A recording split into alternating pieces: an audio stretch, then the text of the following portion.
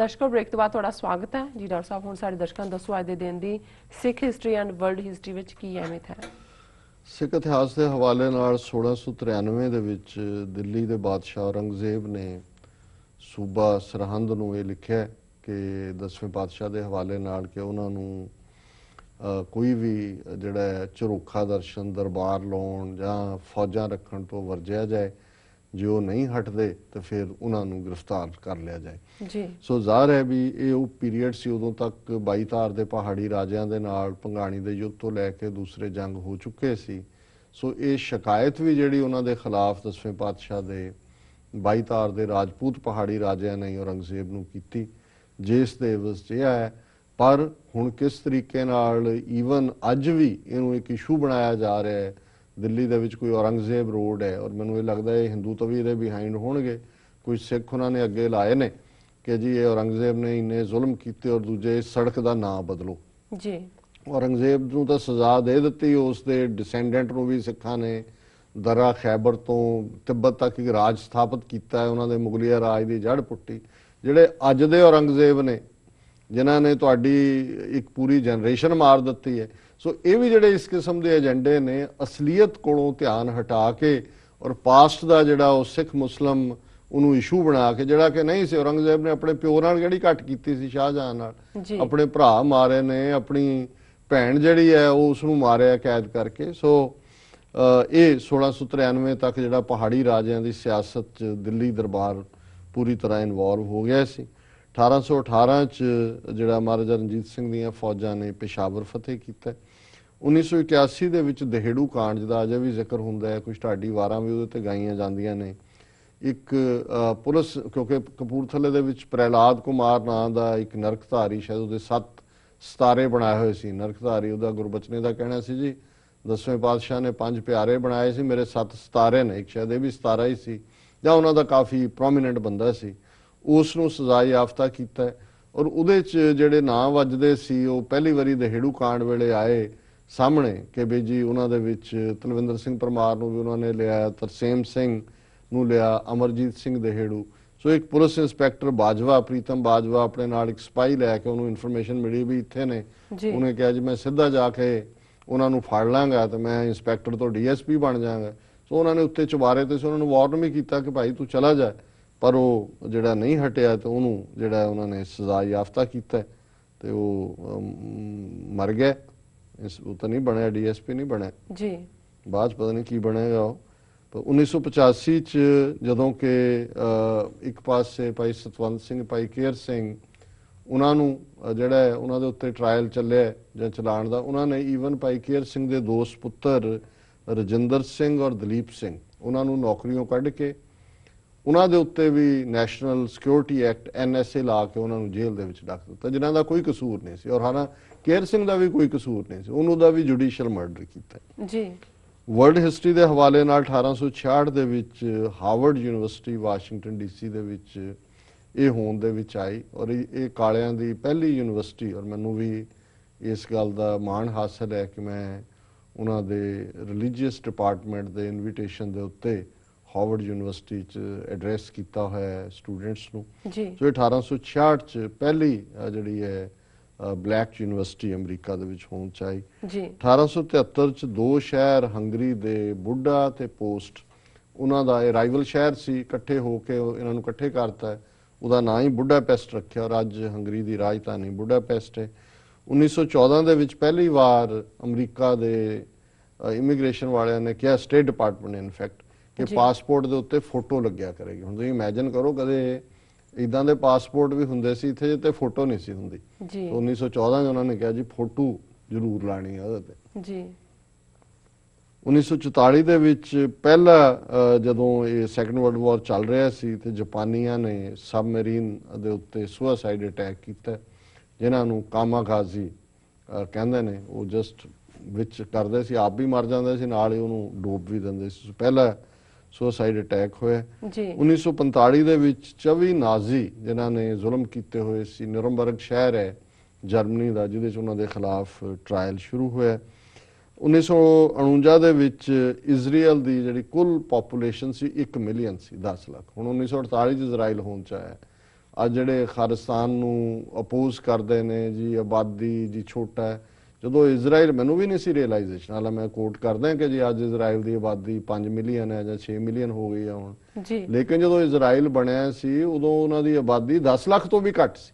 ਇਹਦੇ ਬਾਵਜੂਦ ਇੱਕ ਨੇਸ਼ਨ ਜਿਹੜਾ ਹੈ ਉਹਨਾਂ ਨੂੰ ਬਣਾ ਕੇ ਦਿੱਤਾ ਹੈ ਇੰਟਰਨੈਸ਼ਨਲ ਕਮਿਊਨਿਟੀ ਨੇ। ਜੀ, ਸੋ ਜੇ ਇਹਦੀ ਵਾਇਬਿਲਿਟੀ 1 ਮਿਲੀਅਨ ਵਾਲੇ ਦੀ ਹੋ ਸਕਦੀ ਸੀ ਉਦੋਂ, ਤੇ ਅਸੀਂ ਤਾਂ ਕਿਸ ਲੈਵਲ ਦਾ ਨੇਸ਼ਨ ਹੈ ਕਿਸੇ ਨੂੰ ਕੋਈ ਭੁਲੇਖਾ ਨਹੀਂ ਹੈ। 1970 ਦੇ ਵਿੱਚ UN ਜਨਰਲ ਅਸੈਂਬਲੀ ਨੇ ਚੀਨ ਦੀ ਮੈਂਬਰਸ਼ਿਪ ਨੂੰ ਐਕਸੈਪਟ ਕੀਤਾ, ਪੀਪਲਜ਼ ਰਿਪਬਲਿਕ ਆਫ ਚਾਈਨਾ। ਉਸ ਤੋਂ ਪਹਿਲਾਂ ਜਿਹੜਾ ਚਿਆਂਗ ਕਾਈ ਸ਼ੇਕ ਦਾ ਚੀਨ ਸੀ ਉਹਨੂੰ ਹੀ ਮੈਂਬਰਸ਼ਿਪ ਹਾਸਲ ਸੀ। ਜੀ, 1977 ਦੇ ਵਿੱਚ ਇਜਿਪਟ ਦਾ ਪ੍ਰੈਜ਼ੀਡੈਂਟ ਅਨਵਰ ਸਾਦਾਤ ਪਹਿਲਾ ਉਹ ਅਰਬ ਲੀਡਰ ਬਣਿਆ ਜਿਹਨੇ ਇਜ਼ਰਾਈਲ ਦੀ ਪਾਰਲੀਮੈਂਟ, ਜਿਹਨੂੰ ਕਨੈਸਟ ਕਹਿੰਦੇ ਨੇ, ਉਸ ਨੂੰ ਸੰਬੋਧਨ ਕੀਤਾ। 1979 ਦੇ ਵਿੱਚ ਅਮਰੀਕਾ ਨੇ ਪਹਿਲੀ ਵਾਰ ਅਮਰੀਕਾ ਦੇ ਵਿੱਚ ਆਰਟੀਫੀਸ਼ੀਅਲ ਬਲੱਡ ਟ੍ਰਾਂਸਫਿਊਜ਼ਨ ਹੋਇਆ ਯੂਨੀਵਰਸਿਟੀ ਆਫ ਮਿਨੇਸੋਟਾ ਦੇ ਹਸਪੀਟਲ 'ਚ। ਔਰ 2013 ਚ ਚਰਚ ਆਫ ਇੰਗਲੈਂਡ ਨੇ ਇਹ ਲੈਜਿਸਲੇਸ਼ਨ ਕੀਤਾ ਕਿ ਇਸ ਸਾਲ ਤੋਂ 2014 ਤੋਂ ਉਹਨਾਂ ਦੇ ਚਰਚ ਦੇ ਵਿੱਚ ਜਿਹੜੀਆਂ ਔਰਤਾਂ ਨੇ ਉਹ ਬਿਸ਼ਪ ਬਣ ਸਕਦੀਆਂ ਨੇ। ਬਿਸ਼ਪ ਪਾਦਰੀਆਂ ਦਾ ਜਿਹੜਾ ਉਹਨਾਂ ਦੀ ਡਾਇਓਸੀ ਹੈ ਉਹਦਾ ਇੰਚਾਰਜ ਹੁੰਦਾ ਜੀ। ਸੋ ਇਹ ਸਿੱਖ ਗੁਰੂ ਸਾਹਿਬਾਨ ਨੇ ਤਾਂ 5 ਸਦੀਆਂ ਪਹਿਲਾਂ ਸਾਨੂੰ ਬੀਬੀਆਂ ਨੂੰ ਜੋ ਹੱਕ ਦਿੱਤੇ, ਇਹ ਹੁਣ 2014 ਚ ਚਰਚ ਆਫ ਇੰਗਲੈਂਡ ਕਹਿੰਦੇ ਨੇ ਜੀ ਤੁਸੀਂ ਬਿਸ਼ਪ ਬਣ ਸਕਦੀਆਂ ਹੋ। ਜੀ ਡਾਕਟਰ ਸਾਹਿਬ, ਤੁਹਾਡਾ ਬਹੁਤ ਬਹੁਤ ਸ਼ੁਕਰੀਆ। ਸਾਡਾ ਅੱਜ ਦਾ ਸਵਾਲ ਹੈ, ਪਾਕਿਸਤਾਨ ਦੇ ਪ੍ਰਧਾਨ ਮੰਤਰੀ ਨਵਾਜ਼ ਸ਼ਰੀਫ ਨੇ ਕਿਹਾ ਹੈ ਕਿ ਉਹ ਭਾਰਤ ਨਾਲ ਗੱਲ ਕਰਨ ਤੋਂ ਪਹਿਲਾਂ ਕਸ਼ਮੀਰ ਵਿਚਲੀ ਹੁਰੀਅਤ ਕਾਨਫਰੰਸ ਦੇ ਲੀਡਰਾਂ ਨਾਲ ਗੱਲਬਾਤ ਕਰਨਗੇ। ਜੀ ਡਾਕਟਰ ਸਾਹਿਬ, ਕੀ ਕਹਿਣਾ ਚਾਹੋਗੇ ਤੁਸੀਂ ਇਸ ਬਾਰੇ? ਦੇਖੋ, ਅਸੀਂ ਸਮਝਦੇ ਹਾਂ ਵੀ ਜੇ ਨਵਾਜ਼ ਸ਼ਰੀਫ ਉਹਨਾਂ ਦੀ ਗਵਰਨਮੈਂਟ ਨੇ ਪਹਿਲੇ ਦਿਨ ਤੋਂ ਬੜੀ ਫਰਮ ਲਾਈਨ ਔਰ ਕਲੀਅਰ ਲਾਈਨ ਰੱਖੀ ਹੁੰਦੀ ਤੇ ਅੱਜ ਜਿਸ ਕਿਸਮ ਦੀ ਹਿਊਮਿਲੇਸ਼ਨ ਉਹਨਾਂ ਨੂੰ ਦਿੱਤੀ ਹੈ ਇਹਨਾਂ ਨੇ ਕਿ ਜੇ G20 ਤੋਂ ਇਲਾਵਾ ਵੀ ਪਹਿਲਾਂ ਆਇਆ ਨਿਊਯਾਰਕ ਜਨਰਲ ਅਸੈਂਬਲੀ ਵੇਲੇ ਬਾਕੀ ਨਿੱਕੇ ਨਿੱਕੇ ਦੇਸ਼ਾਂ ਦੇ ਪ੍ਰਧਾਨ ਮੰਤਰੀਆਂ ਦੂਜਿਆਂ ਨੂੰ ਮੋਦੀ ਮਿਲਿਆ, ਉਹਨੇ ਕਿਹਾ ਜੀ ਨਹੀਂ, ਈਵਨ ਸਾਈਡ ਲਾਈਨ ਮੀਟਿੰਗ ਵੀ ਨਹੀਂ। ਹੁਣ ਨੇਪਾਲ ਦੇ ਵਿੱਚ ਹੋ ਰਹੀ ਹੈ ਜਿਹੜੀ ਕਿ ਹੈ ਹੀ ਉਸ ਖਿੱਤੇ ਦੀ, ਸਾਰਕ ਦੇਸ਼ਾਂ ਦੀ, ਸਾਊਥ ਏਸ਼ੀਅਨ ਮੁਲਕਾਂ ਦੀ ਹੈ, ਲੇਕਿਨ ਉਹਦੇ 'ਚ ਵੀ ਉਹ ਮੀਟਿੰਗ ਨਹੀਂ ਹੋ ਰਹੀ। ਔਰ ਨਾਲ ਹੀ ਇੰਡੀਆ ਨੇ ਕਿਹਾ ਜੀ ਇਹ ਕਸ਼ਮੀਰੀਆਂ ਨੂੰ ਮਿਲਣਗੇ, ਅਸੀਂ ਇਹਨਾਂ ਨੇ ਈਵਨ ਸੈਕਟਰੀ ਲੈਵਲ ਟਾਕ ਵੀ ਜਿਹੜੀ ਹੈ ਖਤਮ ਕਰ ਦਿੱਤੀ ਸੀ। ਸੋ ਅਸੀਂ ਸਮਝਦੇ ਹਾਂ ਵੀ ਨਵਾਜ਼ ਸ਼ਰੀਫ ਨੇ ਕਮਜ਼ੋਰੀ ਦਿਖਾਈ ਪਹਿਲਾਂ, ਜਿਸ ਤਰੀਕੇ ਨਾਲ ਉਹ ਇਹਨਾਂ ਦੇ ਸੱਦੇ ਤੇ ਆਇਆ, ਹਿਊਮਿਲੇਟ ਵੀ ਹੋਇਆ।